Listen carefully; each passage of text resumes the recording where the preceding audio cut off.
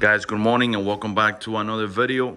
I would like to address a known issue happening to this 992 Porsches and maybe any other Porsche out there, regardless the model, Carrera, Macan, you name it, where the window on the driver's side door stops going up by itself when you push the automatic button for the window to go up.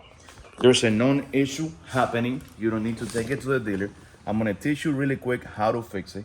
If this is happening to you, there's a simple fix. All you have to do is turn on the car. Once you turn on the car, obviously you're gonna close the door. So the problem that I was having is that the window was not going up automatically on its own.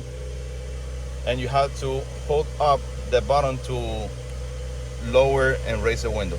Now, as you saw, it is doing it, not only down, but also up.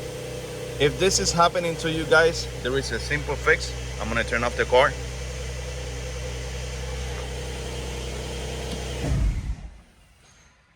All you have to do is turn on the ignition, turn the car on, and you're gonna lower the window. You're gonna put it all the way down, and you're gonna continue to hold the button to lower the window for 10 seconds. You keep holding it, and then you're gonna do the same thing up. So you're gonna raise the window all the way up, and you're gonna continue to hold it for 10 seconds while the car is still on.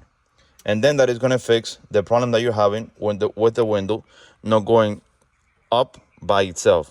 Usually what happens is it goes down by itself when you do one click, but then when you want to close it and you do one click, it doesn't go up by itself and you have to continue holding it.